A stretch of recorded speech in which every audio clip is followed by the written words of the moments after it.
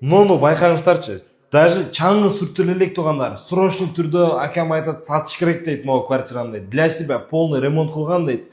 Бул району айта кетейин, Пишбек району ушундай вид сонун көрүнөт, караңыздар.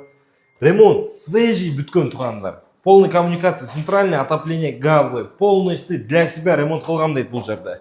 2 бөлмөлүү батир тургандар 67ге 1 чарчы метр түзөт.